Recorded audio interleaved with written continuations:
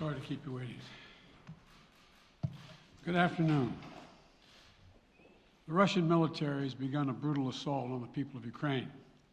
Without provocation, without justification, without necessity, this is a premeditated attack. Vladimir Putin has been planning this for months, as we've been saying all along.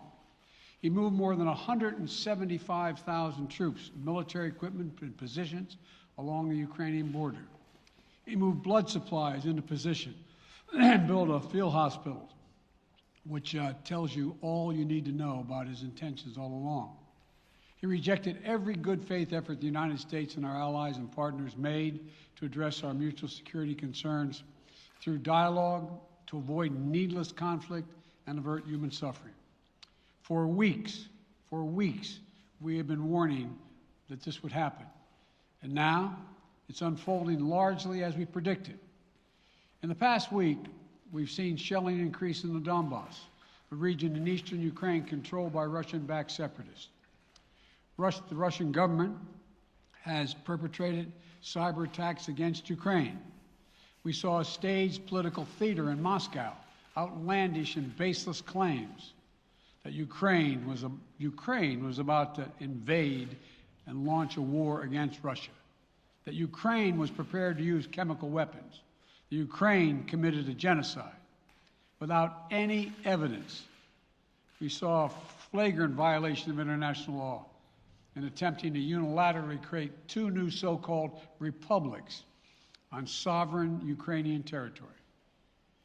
And at the very moment that the United Nations Security Council was meeting to stand up for Ukraine's sovereignty, to stave off invasion, Putin declared his war.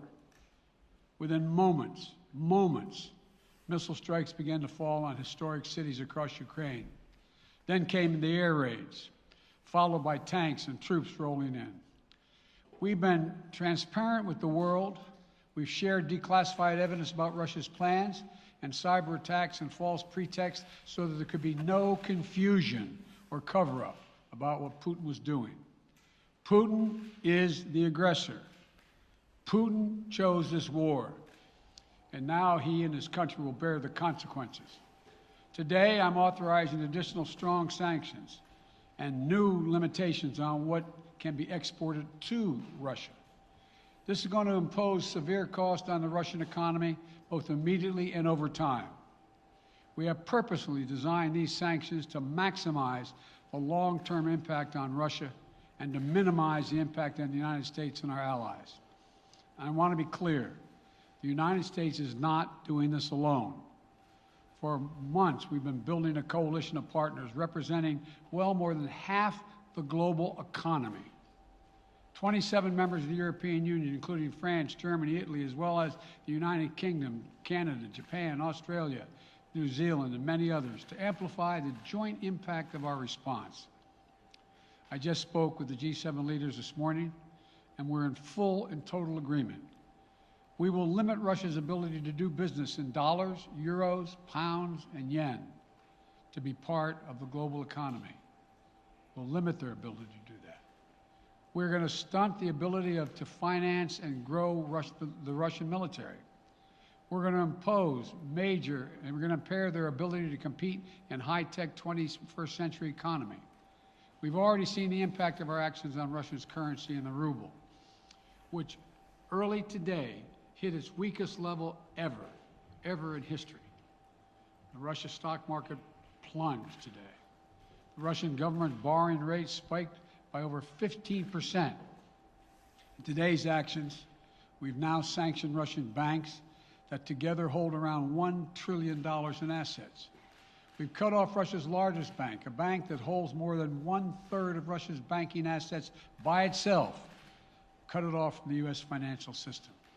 And today, we're also blocking 4 more major banks.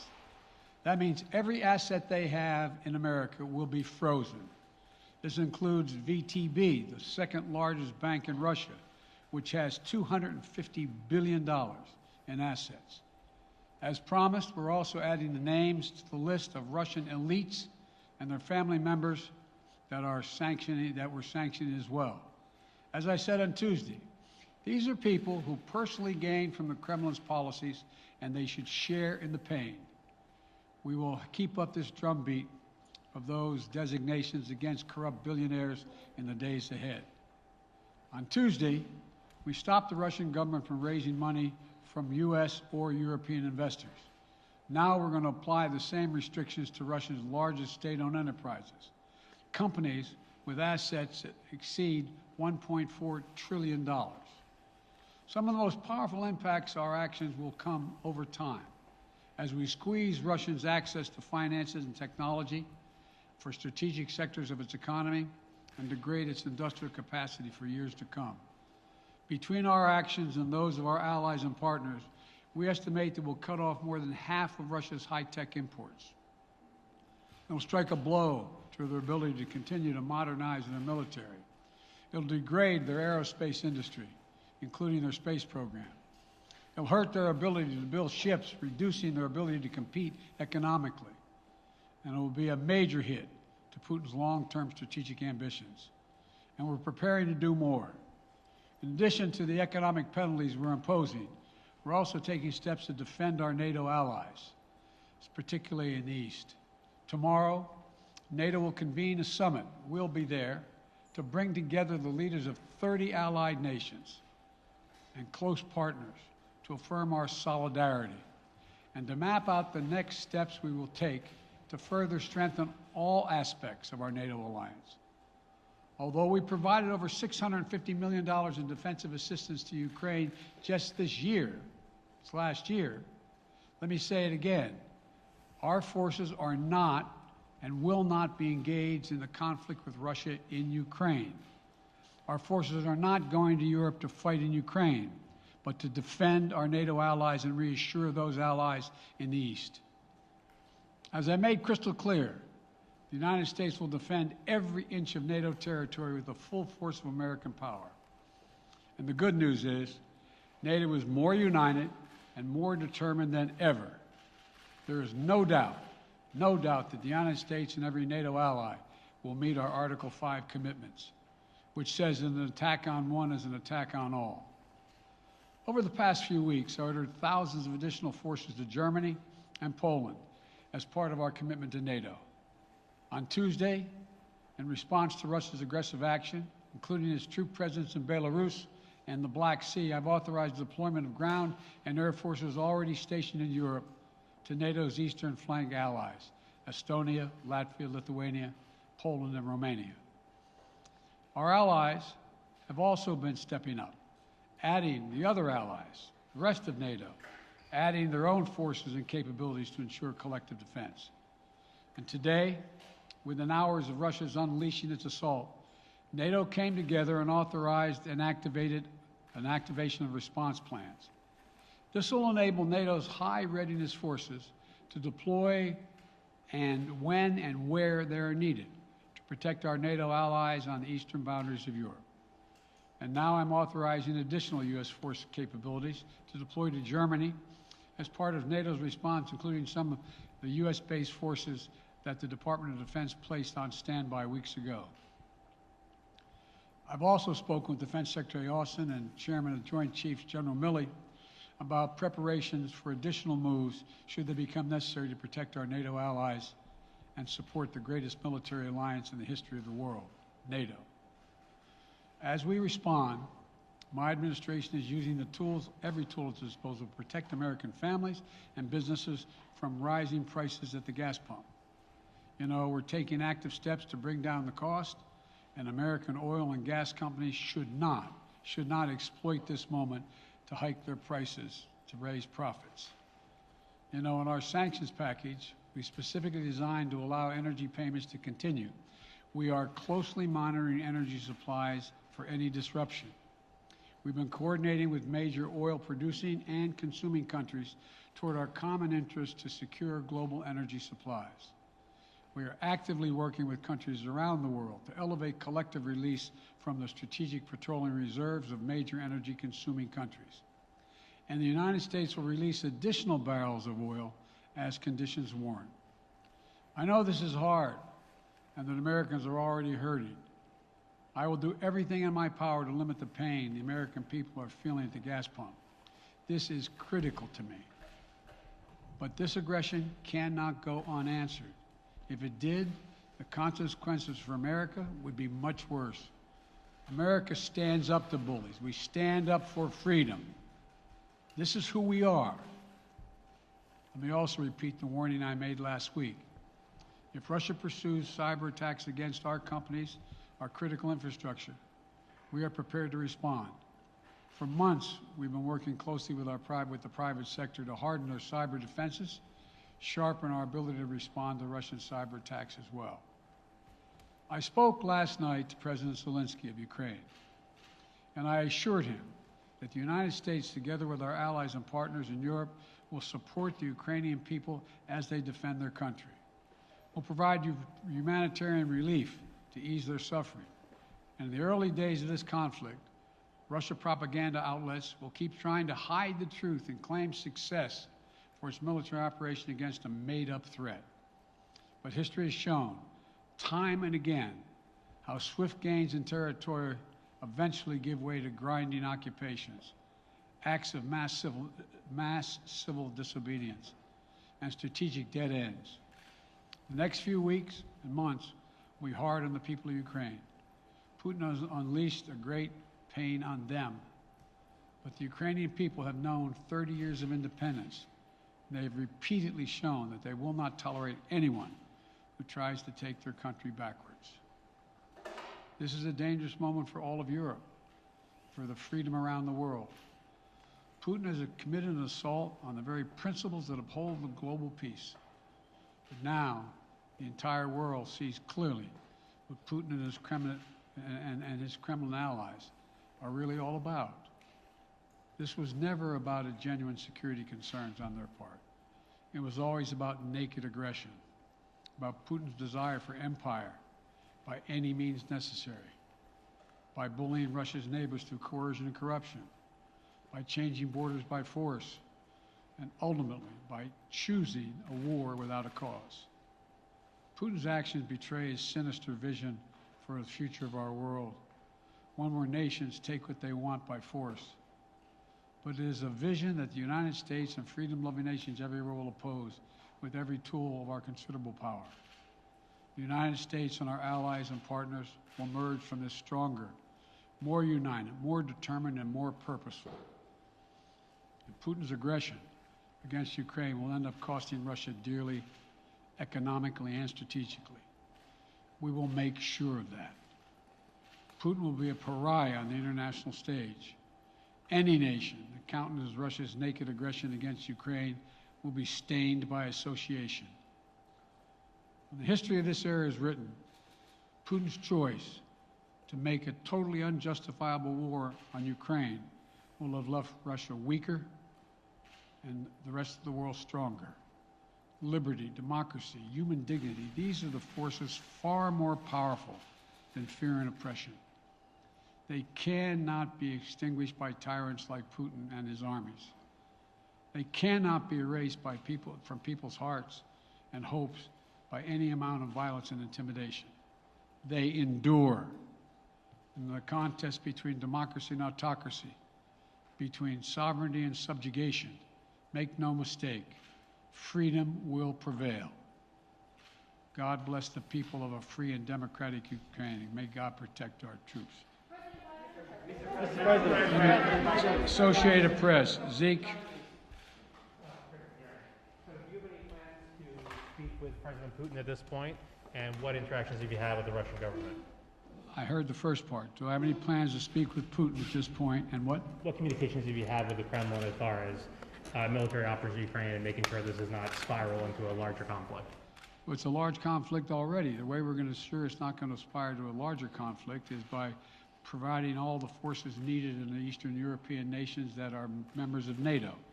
NATO is more united than it's ever been, and I have no plans to talk with Putin. Mr. President. Wall Street Journal, Tarina. Mr. President, you didn't mention SWIFT in your sanctions that you announced. Is there a reason why the U.S. Isn't doing that? Is there a disagreement among allies regarding SWIFT and whether Russia should be allowed to be a part of it? The sanctions that we've proposed on all their banks are of equal consequence, maybe more consequence than SWIFT, number one. Number two, it is always an option, but right now that's not the position that the rest of Europe wishes to take. Cecilia Vega, ABC. Sir, sanctions clearly have not been enough to deter Vladimir Putin to this point. What is going to stop him? How and when does this end? And do you see him trying to go beyond Ukraine? And a second question I'll just give to you now. This statement that he gave last night, the threat that he gave, the West will face consequences greater than any you have faced in history. Is he threatening a nuclear strike? I have no idea what he's threatening. I know what he has done, number one. And number two, no one expected the sanctions to prevent anything from happening. It has to show, this is going to take time, and we have to show resolve so he knows what's coming. And so the people of Russia know what he's brought on them. That's what this is all about. This is going to take time. It's not going to occur, he's going to say, oh my God, these sanctions are coming, I'm going to stand down. He's going to test the resolve of the West to see if we stay together, and we will. We will, and it will impose significant costs on him. Will he go beyond Ukraine, sir? Do you see him going? Yes. Thank you. All right, two topics, just really quick. First, markets are down and gas prices are up. I know you always stress the difference between Wall Street and Main Street, but everybody seems to be in for some economic pain. How economically painful is it going to get for people in this country? And I do have one more question. First of all, there's no doubt that when a major nuclear power attacks and invades another country, that the world is going to respond, and markets can respond all over the world. So there's no doubt about that, number one. Number two, the notion that this is going to last for a long time is highly unlikely as long as we continue to stay resolved in imposing the sanctions we're going to impose on Russia, period. What's your next question? I'm sorry. The next question is, did you underestimate Putin, and would you still describe him the way that you did in the summer as a worthy adversary? At the time, he was, I made it clear, as an adversary, and I said he was worthy. I didn't underestimate him. And I've read most of everything he's written. Did you read I shouldn't, I'm not a wise guy. You heard the speech he made, almost an hour's worth of speech is why he was going into Ukraine. He has much larger ambitions in Ukraine. He wants to, in fact, reestablish the former Soviet Union. That's what this is about. And I think that his ambitions are completely contrary to the place where the rest of the world has arrived. And with his ambitions, you're confident that these devastating sanctions are going to be as devastating as Russian missiles and bullets and tanks? Yes, Russian bullets, missiles, and tanks in Ukraine. Yes, I am. Thank you, President Biden. If sanctions cannot stop President Putin, what penalty can? I didn't say sanctions couldn't stop him. But you've been talking about the threat of these sanctions for several weeks now. Yes, but the threat of the sanctions and imposing the sanctions and seeing the effect of the sanctions are two different things. They're two different things. And we're now he's going to begin to see the effect of the sanctions. And what will that do? How will that change his mindset here, given he's Because it attacking will so Ukraine as we weaken his speak? country that he'll have to make a very, very difficult choice as to whether to continue to move toward being a second-rate power or, in fact, respond. You said in recent weeks that big nations cannot bluff when it comes to something like this. You recently said that the idea of personally sanctioning President Putin was on the table. Is that a step that you're prepared to take? And if It's not a bluff, it's on the table. sanctioning President Putin? Yes. Why not sanction him today, sir? Mr. President? Why not sanction him today, sir?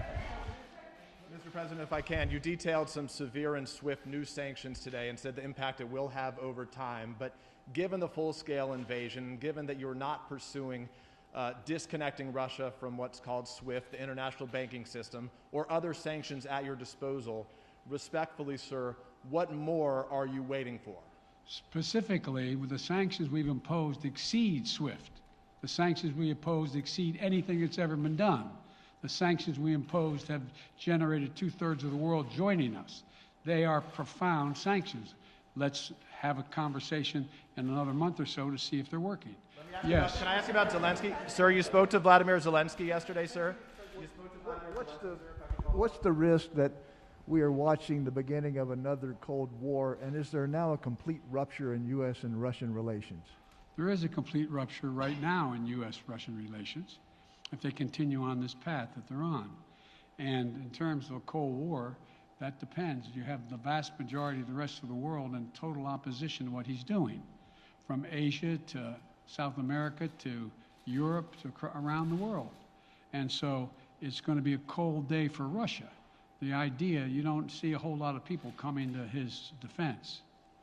And are you, if I could follow up, sir, are you urging China to help isolate Russia? Are you urging China to help isolate Russia? I'm not prepared to comment on that at the moment.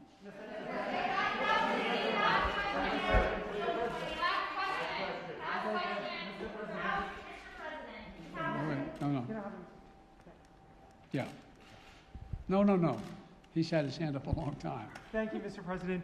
How concerned are you that Putin wants to go beyond Ukraine into other countries, and the U.S. will have to get involved if he moves into NATO countries? Well, if he did move into NATO countries, he will be involved. We will be involved. The only thing that I'm convinced of is if we don't stop now, he'll be emboldened. If we don't move against him now with these significant sanctions, he will be emboldened. And look, you know, well, anyway. Can you talk anything more about your conversation? Mr. President.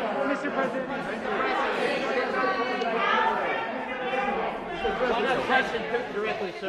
Why not sanction Putin directly today? I'm sorry, I can't hear you. Sir, India, which is a major defense partner of the United States, is India fully with you on the issue of Ukraine and Russia? Does the Defense Department of the United States? Sir, India is one of your major defense partners. Is India fully in sync with the United States on Russia? We're in consultation with India today. We haven't resolved that completely. One more question. Okay, thank you all very much. Thank you.